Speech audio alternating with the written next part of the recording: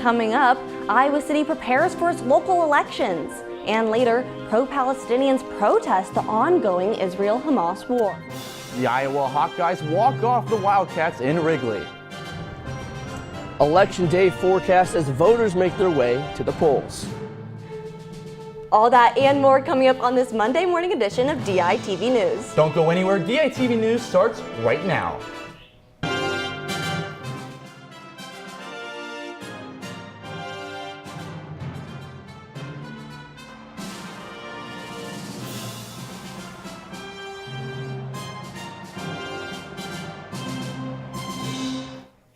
Good morning and thank you for tuning in live to DITV and KRUI 89.7 FM. I'm Ashley Wheel. And I'm Colin Carruthers. Tomorrow is Election Day, and here in Iowa City, residents will be voting on City Council and School Board candidates. We've got full coverage on who's running, where voting locations are, and your Election Day forecast. We'll start with DITV reporter Kara Doolin, who's live in the newsroom. Kara, could you tell us a little bit more about each of the candidates that will be on Iowa City's ballot? Yes, Ashley. To start off, this year, Iowa City residents will be choosing 4 candidates for City Council. 2 of these will be for City Council at large, 1 will be for District A, and 1 will be for District C. There are 3 candidates for City Council at large: Josh Moe, Mandy Remington, and Mazahir Salih. 2 of these candidates will be elected for 4-year terms. Each of them says that one of their goals for Iowa City is to increase access to affordable housing. For District A, the options are Laura Burgess and incumbent Pauline Taylor, and for District C, the only candidate in the running is Andrew Munn. And Iowa City Community School District has 7 candidates running for 4 available seats on the Board of Directors, including incumbents Molly Abraham and Charlie Eastham. Both of the incumbents have been endorsed by Johnson County legislators, as have Lisa Williams and Mitch Lingo. For more information on the candidates, check out the Daily Iowans Voter Guide online. Now I'll send it back to Ashley, who will have more information on where you can go to vote. Thanks, Kara. And we're actually going to send it out to DITV's Jordan Tovar, who's live in front of the Iowa City Public Library, one of the locations where Iowa City residents can vote. Jordan, where else in Iowa City are these polling locations? Hi, Ashley. Many places, including the Iowa City Public Library behind me, will be one of many polling locations for residents for tomorrow's election. Other polling locations in Iowa City include the University Heights Community Center, the Iowa City Senior Center, Mann Elementary School, and the Robert A. Lee Recreational Center. Several University of Iowa buildings will also host polls, including Catlett Hall, Peterson Hall, the University Visual Arts Building, and the Campus Recreation and Wellness Center. First-time voters or previous out-of-state residents will be able to register to vote for the Iowa City election tomorrow at polling locations. All polling locations open at 7 a.m. on Tuesday and will close at 8 p.m. that night. Voters are required to bring photo identification to the polling place, as well as proof of residence if they are registering to vote that day. Back to you, Ashley.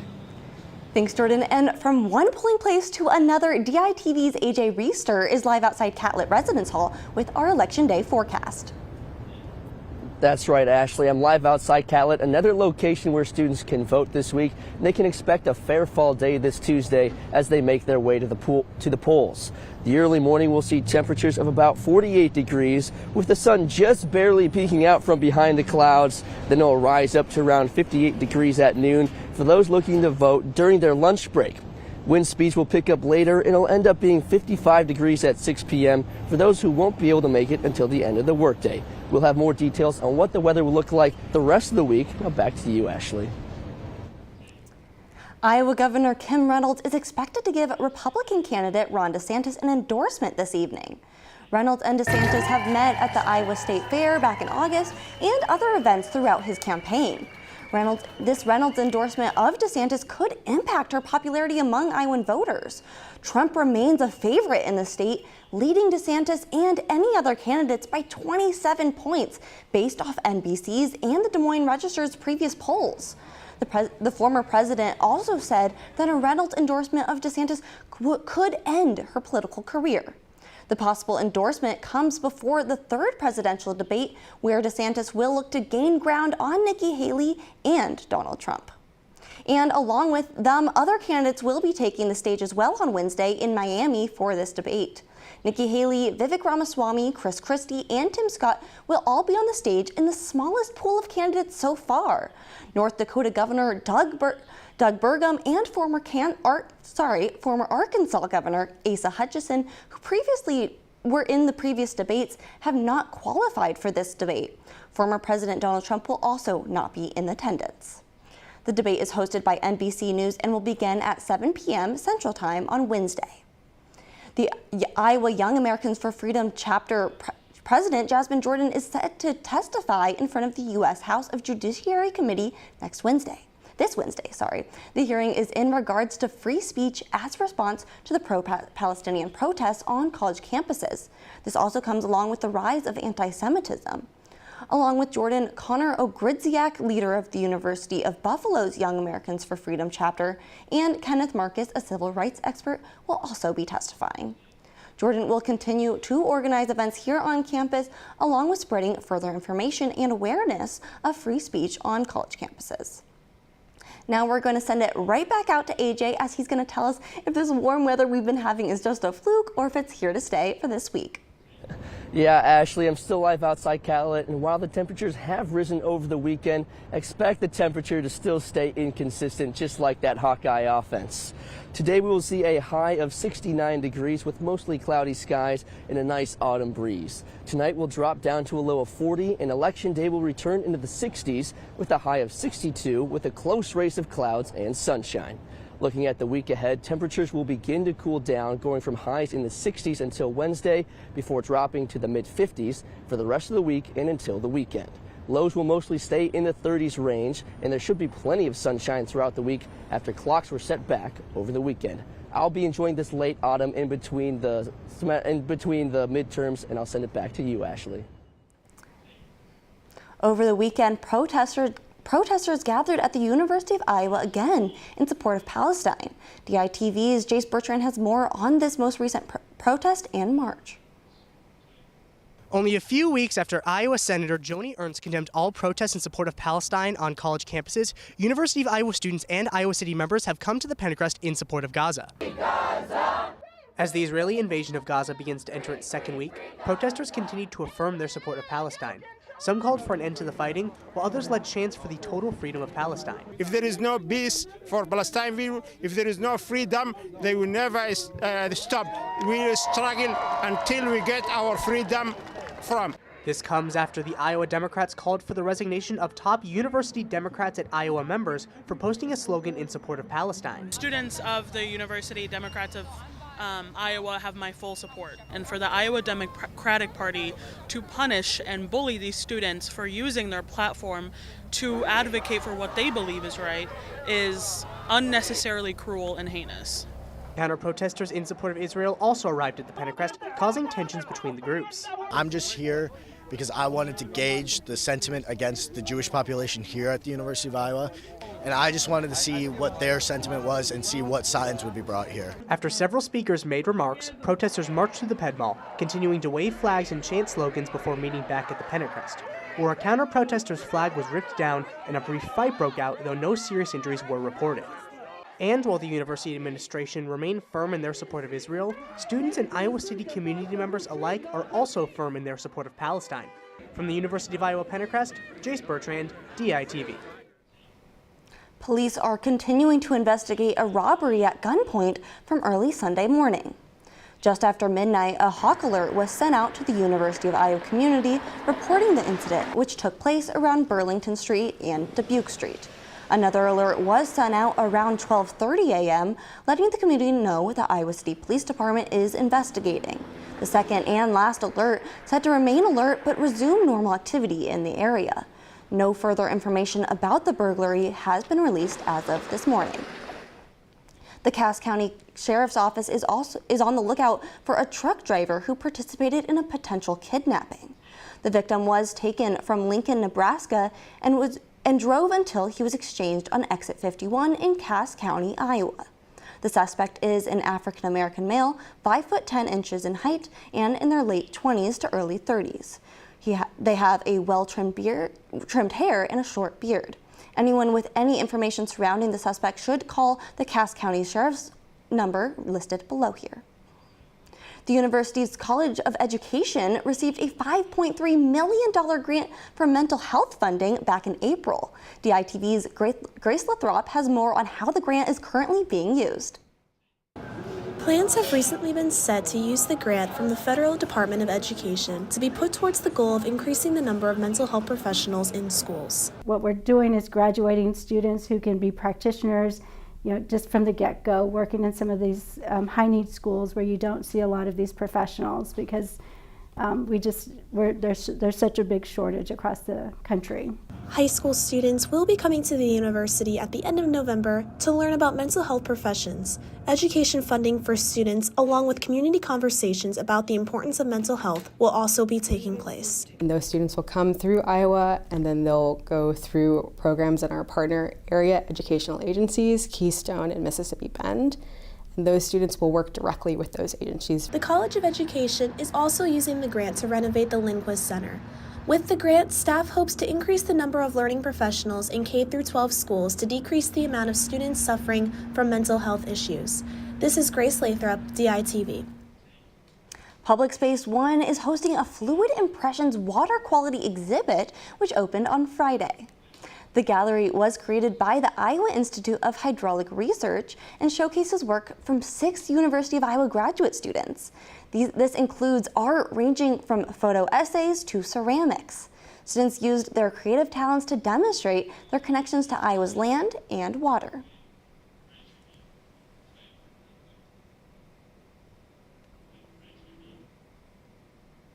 We realized that we couldn't just talk about the data and the science behind it. We needed different ways to storytell. The exhibit was made in collaboration with Blue Gap, a platform dedicated to fighting nitrogen pollution in hopes to raise awareness about the issue. This is done through a combination of science, data, technology, and art. The exhibit continues through November 8th. And now it seems like there's a lot of students doing great things here, and sorry about that, but it seems like the Iowa Sports is doing the same thing, fighting and making some accomplishments. Absolutely. Iowa's kind of sitting on the top of the Big Ten in a lot of areas, and this past weekend we actually had an underdog story last night as Iowa soccer became Big Ten champions for the first time since spring of 2021. The Hawkeyes entered the tournament as the bottom seed and came out victorious, beating the Wisconsin Badgers for the championship game. It was Josie Durr that scored the game's only goal. It was her 6th goal on the season, which is the most by any Hawkeye this year.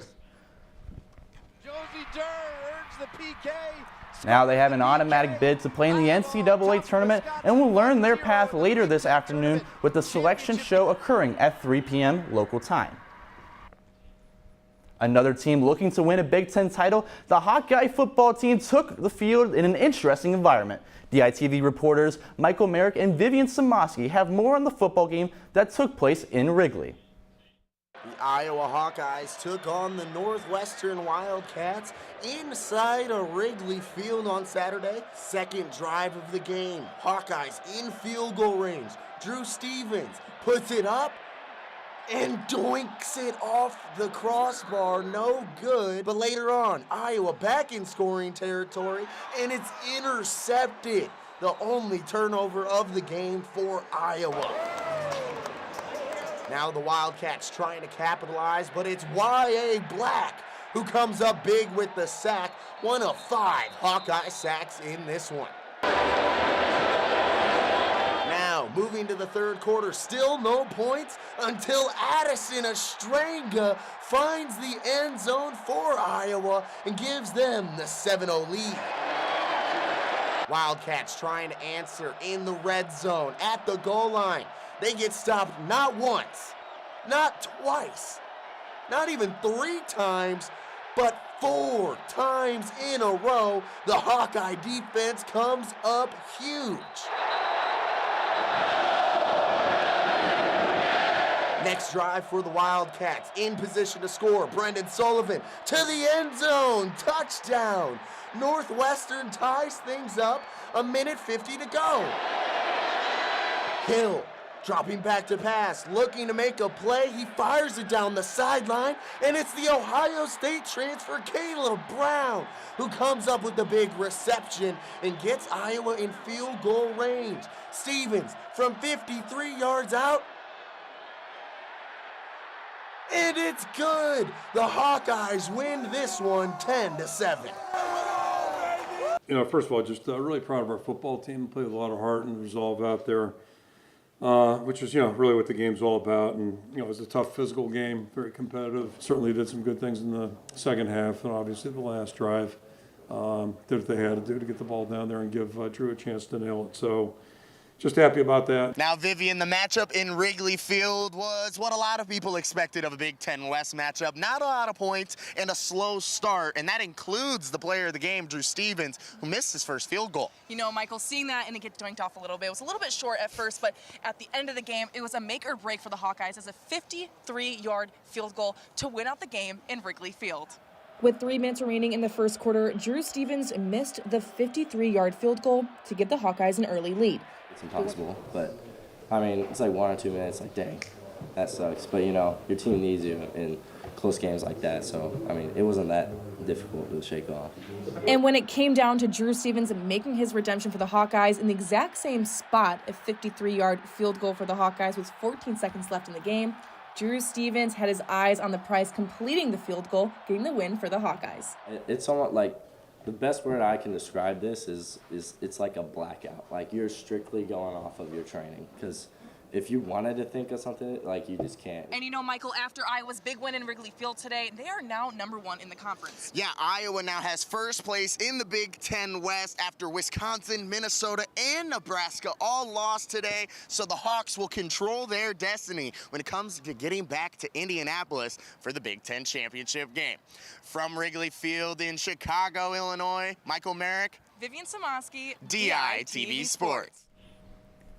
Thank you, Michael and Vivian. With 2 wrestling squads this year, both the men's and women's teams dominated over the weekend. Tom Brands and his second-rate crew pounded the Lancers from Cal Baptist in a 40-0 shutout on Saturday. Even with some uncertainty in the lineup, the new wrestlers handled the challenge in their season opener. Jared Franick, Michael Caliendo, and Victor Voinovich III all recorded their first wins in the black and gold. The women's team didn't miss a step, rolling over East Stroudsburg Saturday 43-1. The team recorded 8 tech falls and 2 pins against the Warriors. Head coach Clarissa Chun and her wrestlers followed Saturday's win up with another top-tier performance at the Princeton Tiger Collegiate Open on Sunday. The Hawks took home 6 first-place finishes and showed out in the lightweight classes once again.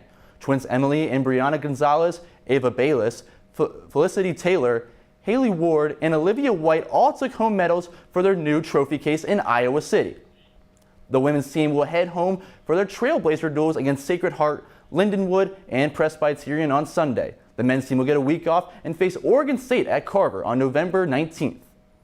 Moving into the week ahead, the basketball teams will look to continue Iowa's success in both of their season openers. And it all starts tonight with the women's basketball team taking on Fairleigh Dickinson. The Hawkeyes are coming in as the 3rd-ranked team in the country according to the AP preseason polls, and is coming off an exhibition game against Clark where they dropped over 100 points. Fairleigh Dickinson were picked 4th in the Northeast Conference preseason poll and is coming off their 2nd straight NEC championship. They're also in their first season with new head coach Stephanie Gately. This will be their first ever meeting between the two teams, and the game starts at 6:30 tonight on Big Ten Plus. And tomorrow night, the men's team will host the North Dakota Fighting Hawks to tip off their season.